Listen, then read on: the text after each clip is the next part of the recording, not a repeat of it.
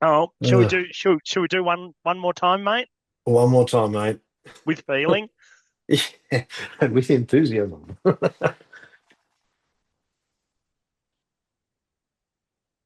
Woohoo! Oh well, it's December. How did that happen? I know. December already. Wasn't it January yesterday? Yeah, I feel like it, mate. I feel like it.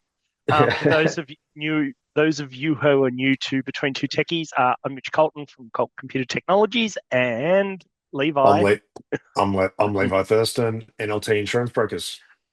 Very good. So I don't know, lots happened this year. I guess in true December, you know, podcast fashion. Mm. The year that's been. Um, Yeah, yeah, mate. we had some upgrades to the notifiable data breach laws. We're starting to see more third party breaches. We've seen some massive scale attacks. Insurance is perfect at the end of the year, isn't it? It was perfect at the Oh, beginning of the year too, wasn't it? oh, mate. It was perfect. It always has been. There is a There lot of was a bit of change. sarcasm there, mate. Oh, just a smidge, just a smidge. Um, there has been a significant amount of change in the insurance space, particularly around anything cyber related, all of that. So, to encapsulate it, I guess the big thing is people's awareness and understanding of risk profiling around cyber, making sure that their businesses are actually covered. Um, People privately becoming more aware that they need cyber has become a thing, which I think is a great thing, just because just more aware, there's more awareness around it because we're seeing more frequency of claims. So I think that's become, if there's anything to sum up the year of 2025, high frequency of claims is making people more aware. You don't have to be a big fish for this to happen to you. It can be anyone. Yeah, I think we're seeing the same. Like we're certainly people are a lot more open to wanting to have a discussion about cyber, wanting Yeah, to talk about cybersecurity. Um, yeah. And yeah, and it's been a flip too, because like earlier in the year, like you and I were talking about people's apathy towards it, where they're just like, oh, it's going to happen, whatever, and they just sort of resigned themselves to the fact it's going to happen, but they didn't want to do anything about it. While I don't know, the last sort of it was like a burst of energy at the end of this year, where people have just gone, oh, you know what, I should do something about this. do you think it's hit critical mass finally? Maybe it'll be. I'm interested to see what 2026 brings us. Because I think, as you and I rightly pointed out at the start of the year, it was the year of the multi-party And the and supply supply chain. chain, yeah, Yep, supply chain has been the big thing this year because we've seen it so much. and like consistently, totally Yeah, consistently. yeah, Um, yeah, I think maybe that's what's making people sort of turn a bit and yeah, take because it's not just like some random. It's like someone directly in my supply chain's been done now. yeah, yeah, exactly. And some of them have been, you know, one person contractors who have worked for a massive company and like, oh, I've been hit, but also my clients and my connections have been hit through what's happened to that person further up the chain than me. So I think seeing that more regularly has started to hit home for people, which I think is I wish it wasn't the case that it happened to people, but in some ways, it needs to happen to people to be more aware and go, you need to do things about this. You need to safeguard. You need to create a framework of understand, like a culture and a framework of security and understanding of risk. Oh, totally. And I think the risk conversation is starting to get there. I know I certainly get frustrated by the lack of maturity towards risk, but certainly think in the SME space, it's starting to head Yeah, in the right direction, um, yeah, which is excellent. I was off gallivanting around Southeast Asia last week, and I went to Media's Canalis Insights, which is a bit of a IT futures economists meet market researchers conference. yep. And the big things we got out of that, that are not necessarily directly cyber related, but there's this thing called AI, and apparently it's got some runway in it. Was probably the highlight of the event. But the big thing coming in for 2026 is there's going to be a global RAM shortage, Ah, because there's 100 new data centers. So there's 500 data centers being built around the world right now. 100 of those are going to come online in 2026, and all of them are going to need to be filled by the hyperscalers. So the hyperscalers are your Amazon AWSs, your Microsoft Azures, your Google Clouds, and your Metas, which is your Facebook, yeah. what have you. And they're buying up more RAM than the market manufactures, Mm. or almost as much RAM as the market manufactures. And as RAM production is very commoditized, person that walks in the front door with the biggest bag of cash first gets first pick of production.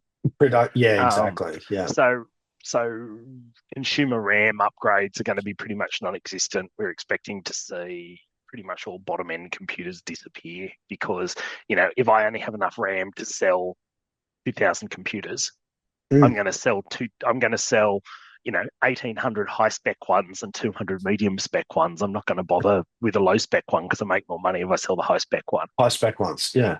So I think we're going to see that. The interesting stat we got is currently data centers are using 4% of the global grid as far as electricity goes, and by 2030 that's expected to be 9%. Oh, that, yeah.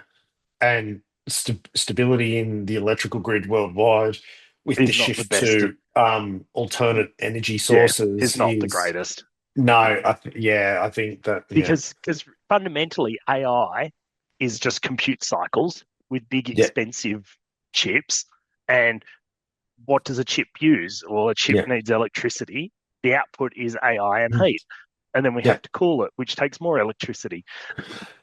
Um, the funniest thing is I think like for me, I'm going to call it early for the year of 2026, and I'm going to coin a term like a redux of a very famous novel and movie. It's the year of 2026 is going to be the year of fear and loathing in AI.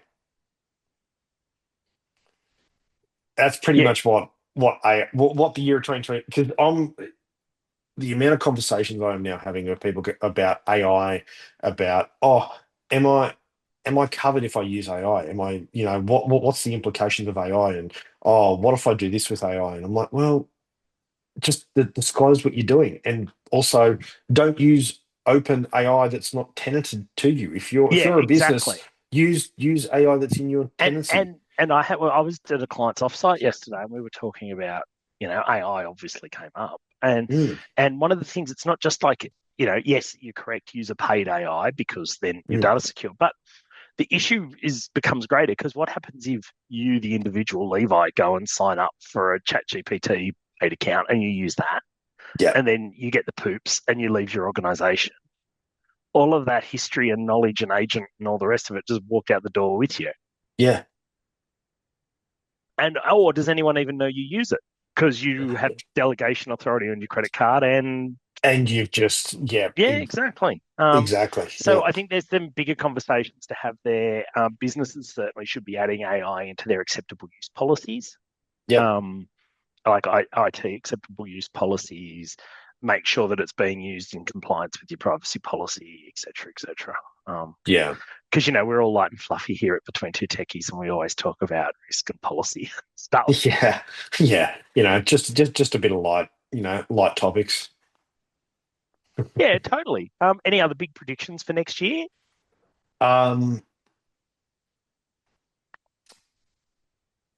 Compliance restriction and governance around data is going to be the big thing, because the hard deadlines come up in 2026 for governance around how you use, store, and transfer information, particularly if you're in financial services, not for profits, all of that.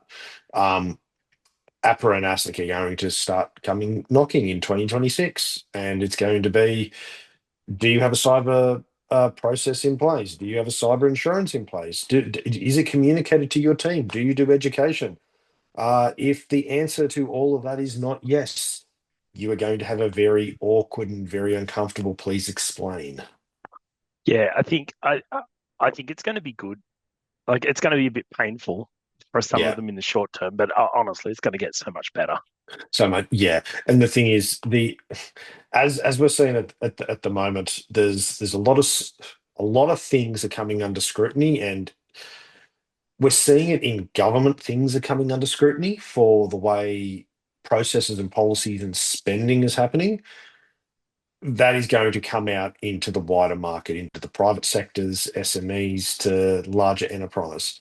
So I think, yeah, we're going to see the word compliance and governance are going to be two very common words in the vernacular of And do business you in think that's Australia just this year. because? And do you think that's just because, like, obviously, in certain industries, those words are very familiar and common vernacular already?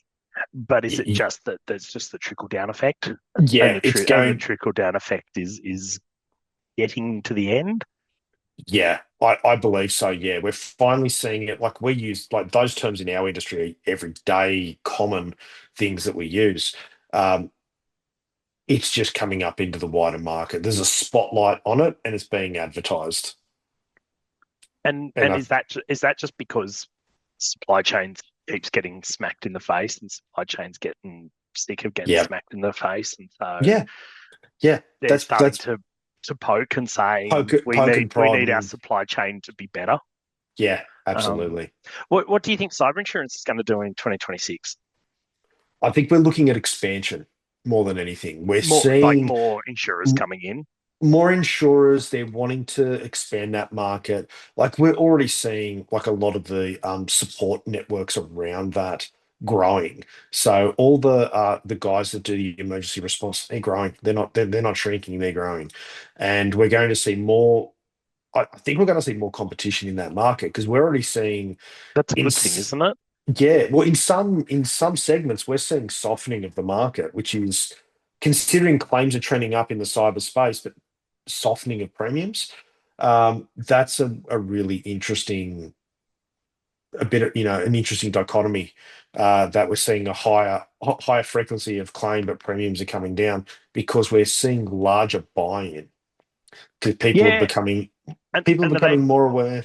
and so is that the actual market, like the actual pot, is just getting bigger, Is even though we're getting expanding. more claims. The actual loss, like loss per claim, loss per policy, isn't actually getting that much worse. No, no. So we're in some ways, as weird as this sounds, like they were always predicting like we're trending up and up and up and up and up.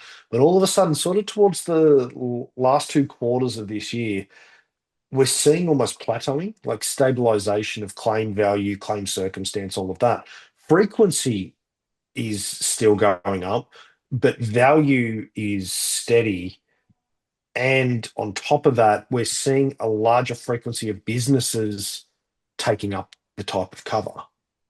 So that frequency of increase of businesses taking up the cover is increasing the value of the entire market, So which means, that attracts more re. well, the overall loss ratio all of a sudden keeps dropping because you go, oh, well, we had all these claims, but in all honesty, we actually had another 10,000 businesses enter that market at the same time. So So having that it's actually beneficial. The more people that correctly insure, the more money there is in the pool of funds, the greater the re wants to invest in it, the softening of the premiums occurs.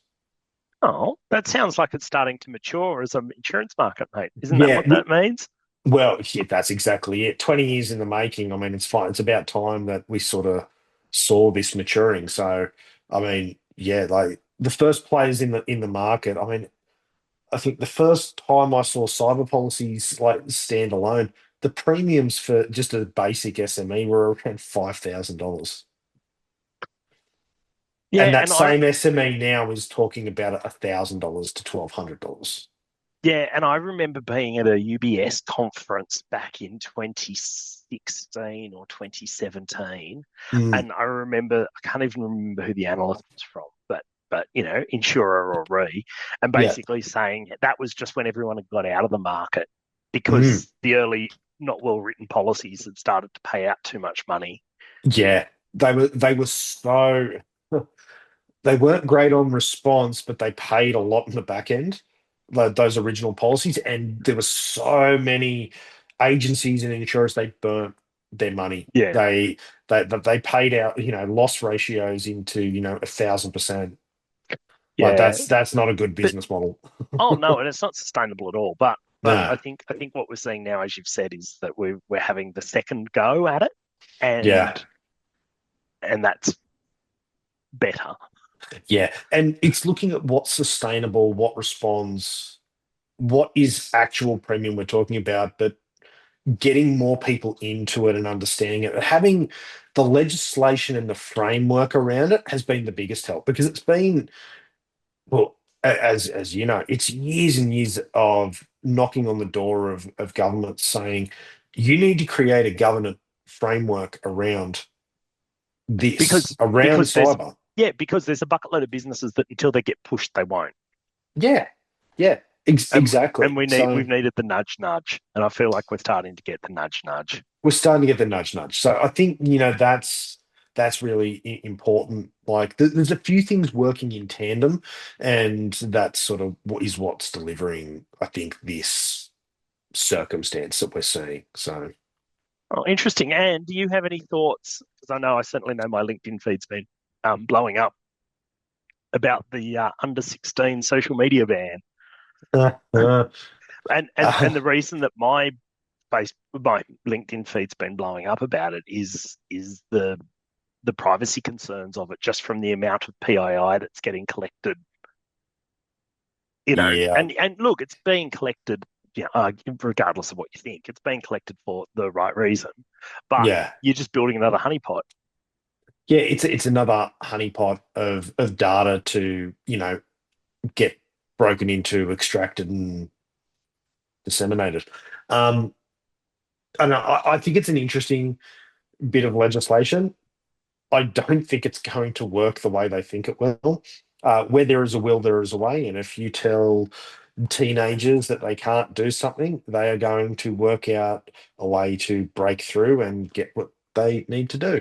I, yeah, yeah, it's interesting. It'll be interesting to see how the first year goes of it, to see if there is compliance or whether people just completely ignore it, whether it's just the teenagers themselves doing it by themselves, or whether their Or parents end up parents, helping them yeah. and go, you know what, this is ridiculous. You're um like over policing something. Um, I think, yeah, in all, like, my opinion, my 2 cents of it.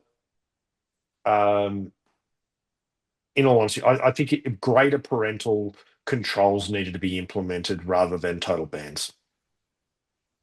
My 2 cents. I Um, saw I did see an interesting article talking about. I mean, and this is not a topic to cover today, but it's I guess it's food for thought. yeah, Is that they have predatory algorithms that yeah, suck you in and make you want to keep scrolling. yeah. Um, But we, yeah, it is like, if you like, we talked about this a while ago about the algorithms of a lot of, not just social media but various different but this turns programs, into and AI. It's it everything. It's turns like, into what's the purpose of it? what's the purpose of it? Yeah, it's trying to please you. So it's sort of like it's half listening to every search, voice memo, like partial listen that it's doing. Like it's linking into Siri and all the other adaptive things that we use every day. And it's going, oh, I heard you were talking about this, so I'm going to fill your feed so you get that dopamine hit. Yeah. Um, Or that like the perfect example is I sent you a funny Volvo video the other day because I know that Levi might be a Volvo tragic and I may be a sort halfway Volvo tragic. And then let me he's on guess, his way, Levi, on his you, way. your entire feed is now full of Volvo videos. My entire feed is full of Volvo videos doing rally at the moment. My entire feed, every single thing that is coming through is just, we thought you might like seeing this Volvo run through a forest and not get any damage. And I'm like, okay, it went from one video to 70 very, very, very quickly. But Um, I think that's interesting though. As we start to use AI, I'm going to turn it into a work related thing now. But Yeah. as we start to use AI, like I'm sitting here on this Zoom call with you now, doing between two techies. I've got my co-pilot open on my other screen. It's Yep. just it's already prompted me to say, oh, when is my next meeting with Levi Thurston? Because it knows Uh, I'm in a meeting with you it now. knows. Yeah. Help me prepare for my meeting with someone else tomorrow, or list key points from the meeting I had yesterday. Yep. And that's super helpful for me. Yeah. But again, it goes to the point of it's trying to please you and help you, and Exactly. Yeah. it's not necessarily to be there to be a critic and a realist. And I think Yeah. that's where I think people get caught out. Yeah. I think so too. Yeah. Oh, closing thoughts for the year, mate. Closing thoughts. I'm tired. I'm ready for a sleep. I will be in that too. Yes, I'm looking forward to our collective Christmas parties on the weekend, and then I'm ready for a holiday and a break and a reset. Oh yeah, Um, mate. Yeah. Looking forward to doing this all again next year. And next year we're going to change it up a bit, and we're going to have some guests to come in and harass. Absolutely. Sounds like a Oh, plan. very good. Enjoy your Chrissy, and we will see you all in the new year. Very good. See you. Bye. Bye.